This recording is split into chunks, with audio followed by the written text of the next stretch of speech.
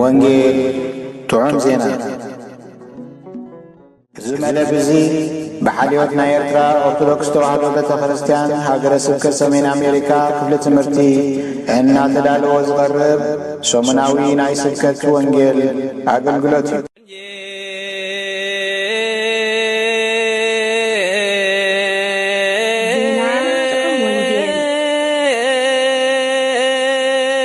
ዜና ጥዑም ወንጌል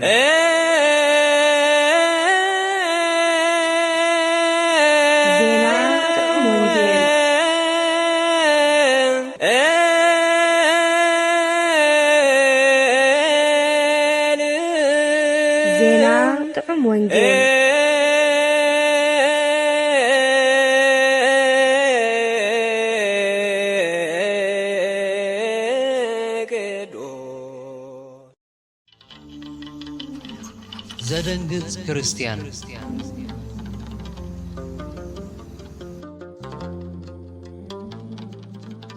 ምስባክ ናይ ዝዕለት እዚ እቲ ብስም እግዚአብሔር ዝመጽእ ብሩኽ እዩ። ካብ ቤት እግዚአብሔር ንባርኾኩም ኣሎና። እግዚአብሔር ኣምላኽ እዩ፣ ንሱ እውን ኣብርሃልና። ነቲ መስዋዕቲ በዓል ዓመት ክሳዕ ኣቕርንቲ መሰዊኢ ብገመድ እሰሩ። መዝሙር ዳዊት 118 ካብ ፍቕዲ 26 ክሳዕ 27።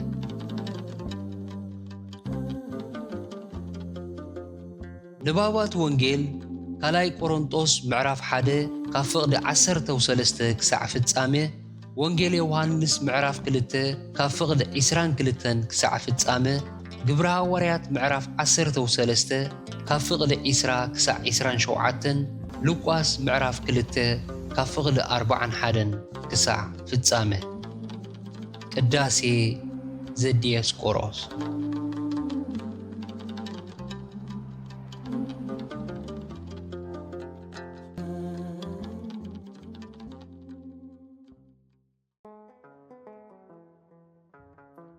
بسم أبون ودن منفس قدسن حدا أملاح ክርስቶስ ተንሥአ እሙታን ከመይ ቀኒኹም ኣብ ኩሉ ኩርናዓት ዓለም ዘለኹም ህዝበ ክርስቲያን።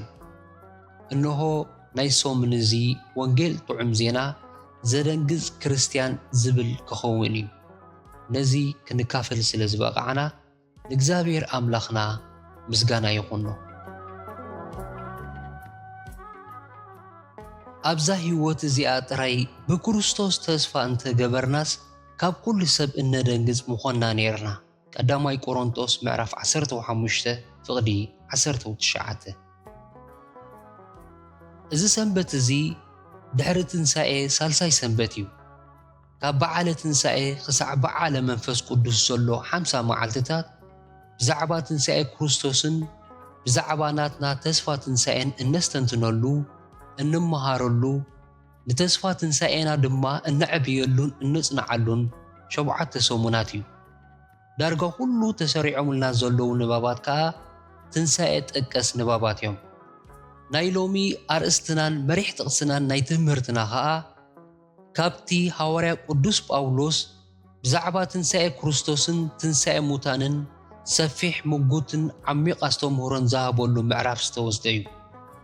ኣብቲ እዋን እቲ ትንሣኤ ሙታን የልቦን ዝብል ስሑት ትምህርቲ ተኣታትዩ የስፋሕፍሕን ንእምነት ብዙሓት ከዓ ይገላብጥን ስለ ዝነበረ ዝጸሓፎ መልእኽቲ እዩ።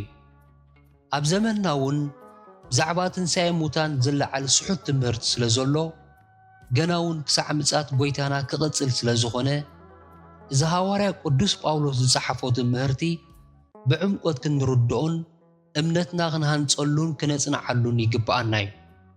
ቅድስቲ ቤተ ክርስቲያንና ኣገዳስነት ናይዚ ትምህርቲ ብምግንዛብ ሓደ ካብቶም ኣዕማደ ምስጢር ማለት ኣዕኑድ ምስጢራት ኢላ ዝሰመየቶም ንሰረተ እምነታ ዘቆሙ 5 ምስጢራት ምስጢረ ትንሣኤ ሙታን ሓደ ኣገዳሲ ትምህርቲ ከም ዝኸውን ገበረት። እቲ ኣዝዩ ዝሕዝን ገና ኣብ ስሑት ትምህርቲ ከይተበፅሐ እኳ ናይ ትንሣኤ ተስፋና እናተዳኸመ ይኸይድ ምህላው እዩ። ኣብ ቅንያት ዓብይ ጾም ማለት ጾም 40 በዓለ ትንሣኤን እንተዘይኮይኑ ብዛዕባ ትንሣኤ እንሓስበሉ ብመንጽር ትንሣኤ መንገድናን ኣካይደናን እነማእዝነሉ ጊዜ ኣሎ ክንብል እንኽእል ሰባት ካብ ቁፅሪ ኣጻብዕ ከም ዘይንበዝሕ ሩዲ እዩ። ናብዚ ድኻም እዚ ዘቃልዐና ዘሎ ኸዓ እቲ እንነብሮ ዘለና ዓይነት ናብራን ህይወትን እዩ። መጀመርታናን መፈጸምታናን ኣብዛ ዘለናይ ዓለም እምበር ካልእ ዓለምን ካልእ ናብራን ይጽበየና ከም ዘሎ ኮይንና ንነብር የለና።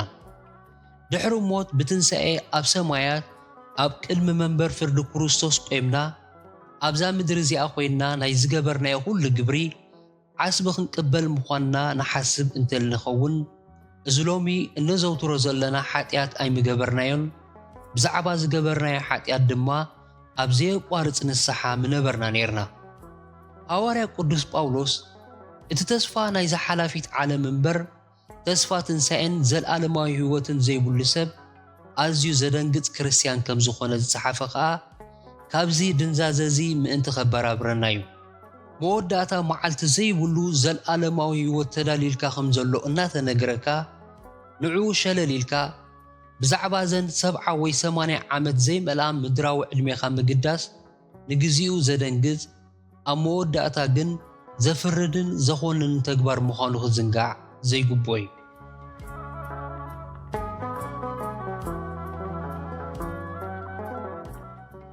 ተስፋና እንታይ እዩ? ተስፋና ናይ ዘለኣለም ህይወት እዩ። እዚ ተስፋ እዚ እግዚኣብሔር ገና ክፈጥረና ከሎ ኣብ ውሽጥና ዘንበሮ እዩ። ንሞት ኣዝና ክንፈርሆን ክንጸልኦን ዝገብረና እቲ እግዚኣብሔር ኣብ ውሽጥና ዘሕደሮ ናይ ዘለኣለማውነት ተስፋ እዩ። ሞት ብሰሪ ሓጢኣትና ዘምጻናዮ ወደቓ እምበር ኣካል ተፈጥሮና ኣይኮነን። ሓጢኣት ኣብ ውሽጥና ናይ መንነት ቅልውላው ኣእቲልና ዘይምሟት እንደሊ ግን ከዓ ንሞት ኣሕሊፉ ዝህበና ግብሪ እንገብር ሰባት ከም ንኸውን ገይሩ ኣበላሸወና። ኣቦና ኢዮብ ብዛዕባ ትንሣኤ ዝተሰብከሉ ተስፋ እንተዘይነበረ እኳ ኣዝዩ ሓያል ተስፋ ትንሣኤ ከም ዝነበሮ ኣብ እዋን መከርኡ ጽንዓት ዝሃቦ ንሱ ምዃኑ ብቓሉ ተኣሚኑሎ። ኣቦና አብርሃምን ካልኦት ኩላቶም ቅዱሳንን ነዛ ምድራዊት ህይወቶም ብዓወት ክወርስዋ ዝኸኣሉ ብትንሣኤ ሙታን ናይ ዘለኣለም ህይወት ተስፋ ዝነበሮም ኣብ ተሓዳስ ኢየሩሳሌም ማለት መንግሥተ ሰማያት ክነብሩ ይትስፈው ከም ዝነበሩን ቅዱስ ጳውሎስ ኣረጋጊጽልና ኣሎ። ጎይታና ኣብ ዘመን ኣገልግሎቱ ዳርጋ ኩሉ ትምህርቱ ብዛዕባ ዘለኣለማዊ ህይወትን መንግሥተ ሰማያትን እዩ ዝነበረ። ንሙሉእ ምድራውን ሰማያውን ተልእኹኡ ኸዓ በታ ኣምላኽ በቲ ሓደ ወዱ ዝኣመነ ኩሉ ናይ ዘለኣለም ህይወት ምእንቲ ክረክብ እምበር ከይጠፍእሲ ንወዱ በጃ ክሳዕ ዝህብ ክሳዕ ክንዲዚ ንዓለም ኣፍቀራ እትብል ቃሉ ኣጠቓሊልዎ እዩ። ዮሐንስ ምዕራፍ 3 ፍቕዲ 16። ቅዱሳን ሐዋርያት እውን ልክዕ ከም ጎይቶኦም ሕመረት መልእኽቶም ዘለኣለማዊ ህይወት እዩ ዝነበረ። እቲ ብክርስቶስ ምስ ኣመናን ምስ ተጠመቕናን ዝወሃበና ህይወት ኣካል ናይ ዘለኣለማዊ ህይወት እዩ። ሐዋርያ ቅዱስ ዮሐንስ ገና ቅድሚ ምጽኣት ንዘለኣለም ህይወት ርኢናያ ዝበለሎ ምኽንያት ከዓ ንሱ እዩ። ነቲ ዝኣመነ ናይ ዘለኣለም ህይወት ድሮ ተዋሂባቶ እያ። እዛ ዘለኣለማዊት ህይወት ብርግጽ ኣባና ከም ዘላ እንፈልጥ በቲ እንነብሮ ዓይነት ናብራ እዩ። እቲ ብፍቕሪ ዝነብር ነታ ኣብ ውሽጡ ዘላ ዘለኣለማዊት ህይወት ይነብራ። ብኣንጻሩ ግን እቲ ብጽልእ ዝነብር ኣብ ሞት ከም ዝነብር ሐዋርያ ቅዱስ ዮሐንስ ኣረጋጊጽልና እዩ። ግዜ ምጽኣት እታ ድሮ ዝተቐበልናያን ኣብ ውሽጥና ዘላን ናይ ዘለኣለም ህይወት እትግለጸሉ ጊዜ እዩ። እዛ ተስፋ እዚኣ ኣብ ውሽጥና እንተልያን ንነብራ እንተሊናን ዘደንግጽ ክርስቲያን ዘይኮነስ ኣምላኽን ቤተ ክርስቲያንን ዝሕበነሉ ክርስቲያን ኢና ንኸውን። ተስፋና ብኸመይን ኣበይን እዩ ዝፍጸም? ተስፋና ብትንሳኤ ሙታን ዝፍጸም ብምልኣት ዝግለጸሉ ድማ ኣብ ሰማያት እዩ።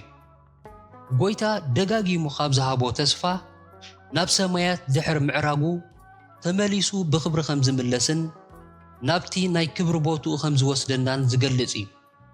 እቲ ኣብዛ ዓለም እዚ እንነብሮ ናብራ ናይ ዘኽትምናን ናይ ጓህን ግዜ እዩ። ጓሂና ብምጽንናዕን ሓጎስን ዝትካእ ድማ ኣብኡ ኣብቲ ዘለኣለማዊ ህይወት እዩ። ጎይታና ብምስላታትን ብቐጥታዊ ትምህርትን ገይሩ ነዚ ሓቂ እዚ ኣብ ዓይንና ከም ዝረኣየና ገይሩ ገሊጽልና እዩ። ጎይታ ጥራሕ ዘይኮነ ቅዱሳት ሃዋርያት እውን ነዛ ተስፋ እዚኣ ከበስሩ እዮም ዝተቐብኡን ዝተላእኩን። ሃዋርያ ምዃን ማለት ምስክር ትንሣኤ ምዃን ማለት እዩ። ሃዋርያ ቅዱስ ጴጥሮስ መተካእታ ይሁዳ ኣስቆሮታዊ ዝኸውን ሃዋርያ ንምምራጽ ክልተ ሕጹያት ድሕሪ ምቕራብ ካብዚኣቶም ሓደ ብዛዕባ ትንሣኤኡ ምሳና ምስክር ክኸውን ይግባእ እዩ ብምባል ተልእኾ ሃዋርያነት እንታይ ከም ዝኾነ ኣመልኪትልና ኣሎ። ግብሪ ሃዋርያት ምዕራፍ 1 ፍቕዲ 21-22 ጎይታና ምስክር ትንሣኤ ክኾኑ ከም ዝሓረዮም ደጋጊሙ ገሊጹ እዩ። ቅዱሳን ሃዋርያት እውን ምስክር ትንሣኤ ምዃኖም ተኣሚኖም ጥራሕ ዘይኮነስ ብግብሪ እውን ፈጺሞሞን ተሰዊኦሙልን እዮም።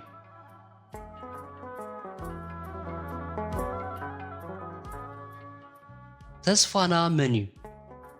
ሃዋርያት ደጋጊሞም ከም ዘረጋገጹልና ተስፋ ክርስቲያን ጎይታናን መድሓኒናን ኢየሱስ ክርስቶስ በዓሉ እዩ። ኣምላኽ ነዚኣቶም እዚ ምስጢር እዚ ኣብ መንጎ ኣሕዛብ ክሳዕ ክንደይ ክቡርን ሃብታምን ከም ዝኾነ ከፍልጦም መረፀ። እዚ ከዓ እቲ ናይ ክብሪ ተስፋ ዝኾነ ኣባኻትኩም ዘሎ ክርስቶስ እዩ። ቆሎስየ ምዕራፍ 1 ፍቕዲ 26-27 ካልኣይ ትርጉም። ካብ ጳውሎስ ብትእዛዝ ናይቲ መድሓኒና ዝኾነ ኣምላኽን ተስፋና ዝኾነ ኢየሱስ ክርስቶስን ናይ ክርስቶስ ኢየሱስ ሃዋርያ ዝኾነ ቀዳማይ ጢሞቴዎስ ምዕራፍ 1 ፍቕዲ 1 ናይ ዘለኣለም ህይወት ናይ ክብሪ ህይወት እዩ። እዚ ናይ ውርደት ስጋና ነቲ ክቡር ስጋ ክርስቶስ ናብ ምምሳል ምስ ተለወጠ ሽዑ ተስፋና ብምልኣት ክፍጸም እዩ። ጎይታና ነቶም ብኡ ዝኣመኑ ናይ ዘለኣለም ህይወት ክህቦም ከሎ ሽዑ እውን ካብቲ መለኮታዊ ክብሪ ከም ዝሃቦም ኣብ ጸሎቱ ተኣሚኑ እዩ። ንሕና ሓደ ከም ዝኾናን ንሳቶም እውን ሓደ ምእንቲ ክኾኑ ነቲ ዝሃብካኒ ክብሪ ሃብክዎም። ወንጌል ዮሃንስ ምዕራፍ 17 ፍቕዲ 22 ካልኣይ ትርጉም። ጎይታና ኢየሱስ ንኣና ናይ ክብሪ ተስፋ ከም ዝኾነ ባዕሉ ኣረጋጊጽልና ኣሎ። እዚ ክብሪ እዚ ብኸመይ እናዓዘዘ ከም ዝኸይድ ከዓ ቅዱስ ጳውሎስ ንሕና ኩልና ከዓ ብቕሉዕ ገጽ ክብሪ ጎይታ ኢና እነንጸባርቕ።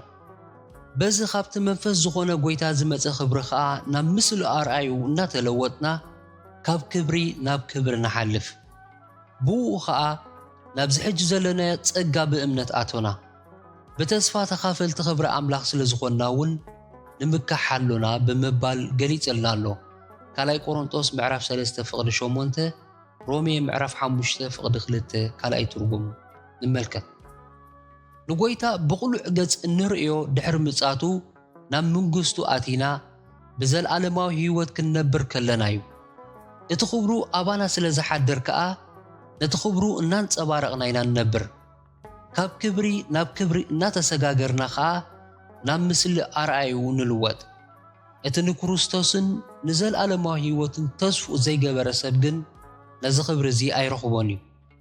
እተን ዝርካበን ኣብዛ ምድሪ እዚኣ ዘሕልፈን ህይወቱ ዋላ ነጊሱ እንተሃለዎ እውን ናይ ውርደት ናብራ እዩ ዝነብር። ድሕሪ ትንሣኤ እንተኾነ እውን ናብቲ ዕረፍትን መለሳት ዘይብሉን ናይ ዘለኣለማዊ ውርደትን ስቃይን ቦታ እዩ ዝኣቱ። እቲ ብተስፋ ክርስቶስ ርእሱን ኣምላኹን ዘኽበረ ብልህ ክርስቲያን ግን በቲ ትንሣኤ ሙታን እውን ከምኡ እዩ። ብዝብስብስ ይዝራእ፣ ብዘይብስብስ ከዓ ይትንስእ። ብውርደት ይዝራእ፣ ብኽብሪ ይትንስእ። ብድኻም ይዝራእ፣ ብሓይሊ ይትንስእ። ባህርያዊ ሰብነት ይዝራእ፣ መንፈሳዊ ሰብነት ይትንስእ። እቶም መሬታውያን ሰባት ከምቲ መሬታዊ ኣዳም እዮም። እቶም ሰማያውያን ሰባት ድማ ከምቲ ሰማያዊ ክርስቶስ እዮም። ከምቲ ምስሊ ናይቲ መሬታዊ ኣዳም ዝለበስና ከምኡ ድማ ምስሊ ናይቲ ሰማያዊ ክርስቶስ ክንለብስ ኢና ዝብል ተስፋ ትንሣኤ መሰረት ናብ ዘለኣለማዊ ክብርን ሓጎስን ከኣትው እዩ። ቀዳማይ ቆሮንቶስ ምዕራፍ 15 ፍቕዲ 42-45 ፍቕዲ 48-49 ካልኣይ ትርጉም። እቲ ነዚ ክቡር ተስፋ ዝኒዒቑ ነዛ ናይ ውርደት ዘመኑ ከስተማቐር ዝመረጽ ዓሻ ሰብ ግና ልክዕ ከምቲ ወርቂ ደርቢስ ጓሓፍ ዘልዕል ሰብ እዩ። ከምዚ ገይሩ ርእሱ ዘሕሰረ ሰብ ዘየደንገጸ ደኣ መን ካልእ ከደንግጽ እዩ?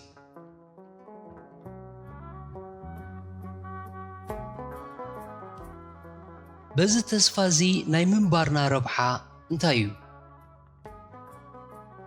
እዚ ተስፋ እዚ ንስለት ስፍዋት ምዃን ኢልና እነልዕሎ ምርጫ ኣይኮነን። ኣብቲ ህልዊ ኮነ ናይ መጻእ ናብራና ወሳኒ ግደ ዘለዎ ተስፋ እዩ። ሐዋርያ ቅዱስ ጴጥሮስ ክብርትን ዓባይን ተስፋ ብምባል ሰሚይዎ ኣሎ። እግዚአብሔር ኣቦ ብእምነት ክርስቶስን ብስራሕ መንፈስ ቅዱስን ዳግማይ ዝወለደና ነዛ ሕያው ተስፋ እዚኣ ምእንቲ ክንበቅዕ እዩ።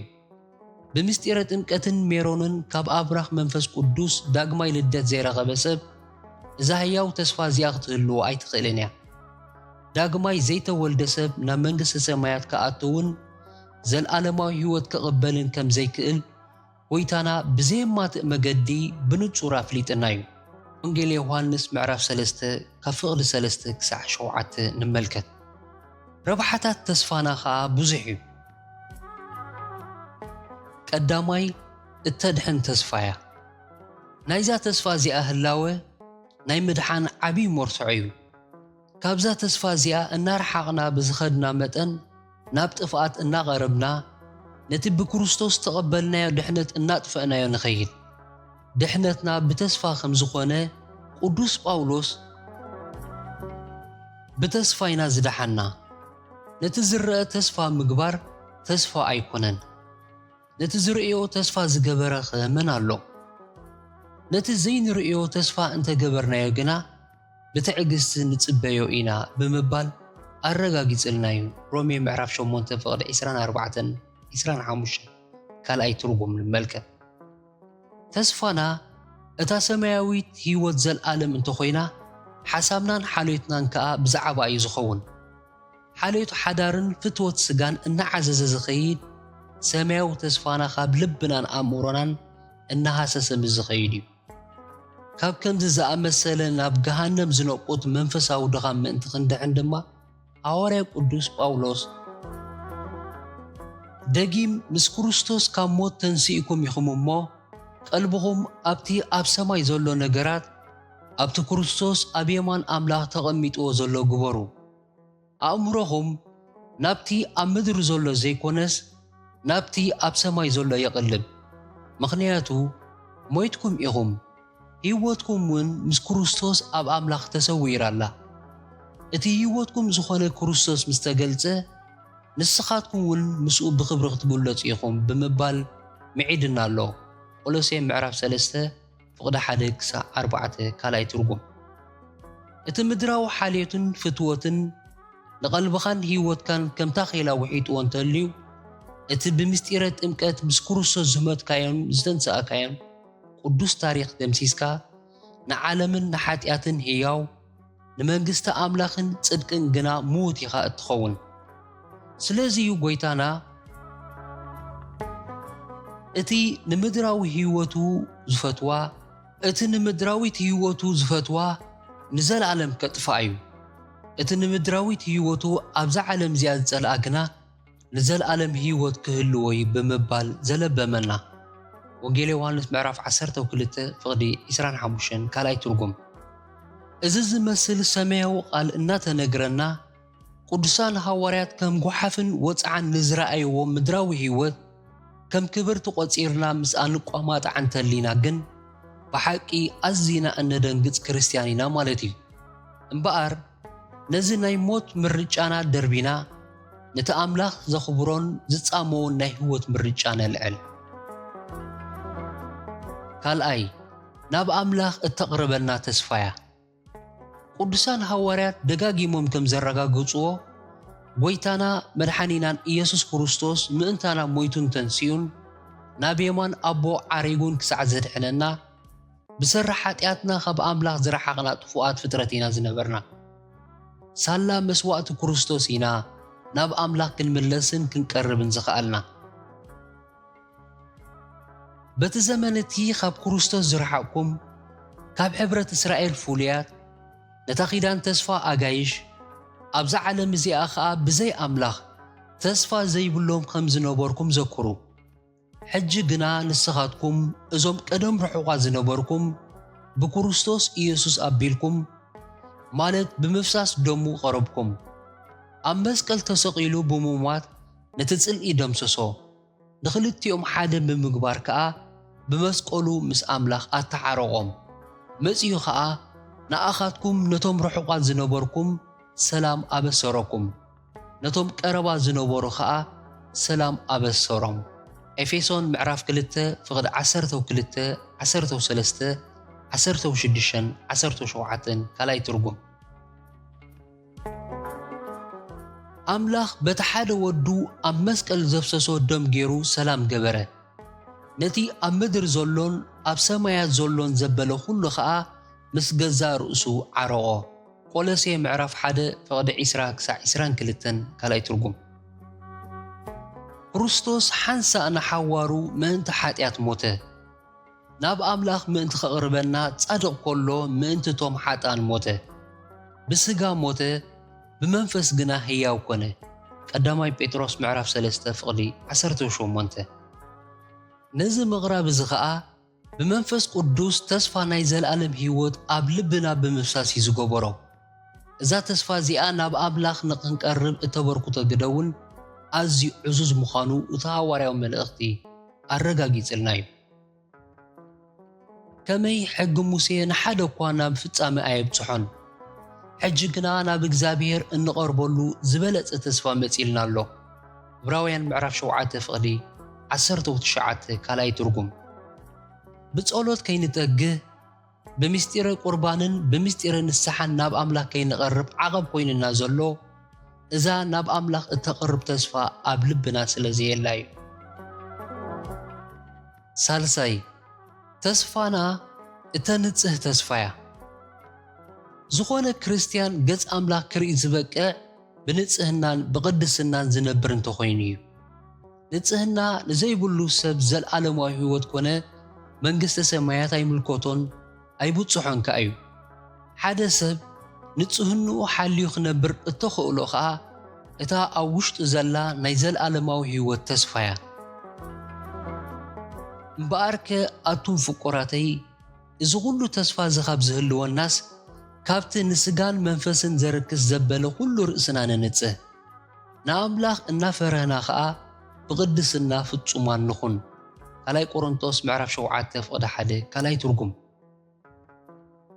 ኣቱም ፍቁራተይ ሕጂ ውሉድ ኣምላኽ ኢና እንታይ ከም እንኸውን ከኣ ገና ኣይተገልጸን ክርስቶስ ምስ ዝግለጽ ግና ከምታ ዘለዎ ክንርአና እሞ ንዕኡ ከም እንመስል ንፈልጥ ኢና ኣብ ክርስቶስ ተስፋ ዝገብር ዘበለ ከምቲ ክርስቶስ ንጹህ ዝኾነ ንገዛ ርእሱ የንጽህ ኣሎ ቀዳማይ ዮሐንስ ምዕራፍ 3 ፍቕዲ 2-3 ካልኣይ ትርጉም ናይ ክርስትና መቐረት ጽድቅን ንጽህናን እዩ ናይ ምድራዊ ህይወት መቐረት ከኣ ርኽሰትን ዕብዳንን እዩ ነዚ ሓጻር ምድራዊት ህይወቶም እምብዛ ኸስተማቐርዋ ዝደልዩ ሰባት ኣብ ምንዝርናን ስኽራንን ተድላን ተኣሊኾም ዝነብሩሉ ምኽንያት ከኣ ንሱ እዩ ምድራዊ ህይወት ፈቲኻን ርኽሰት ተጸይፍካን ክንበር ኣይከኣልን እዩ ኣብ ማይ በላጢ ሒልካ ከይተጸየቕካ ብንጹህካ ክትወፅእ ምምናይ ወይ ምትስፋው ዝዓይነቱ ኽንቱነት ሕልማውን ባህግን እዩ ብንጽህና ክነብር ዝኽእል እቲ ኣእምሮን ናብሩን ብተስፋ ዘለዓለም ህይወት ዝሓጸረን ዝቐጸረን ሰብ ጥራሕ እዩ ተስፋ ዘለዓለማዊ ህይወት ኣብ ኣእምሮኡ ዘይብሉ ሰብን ቁራዕ ርእሲ ከይገበረ ናብ ውግእ ዝኣቱ ሰብን ሓደ እዮም ንጸላእዮም ርእሶም ዝውፍይሉ ዓያሱ እዮም ንናይ ምድሓን ተስፋ ከም ቁራዕ ርእሲ ጌርና ክንጥቀመሉን ኣእምሮናን ኣተሓሳስባናን ብኡ ክንሕልውን ቅዱሳን ሐዋርያት መዒዶምና እዮም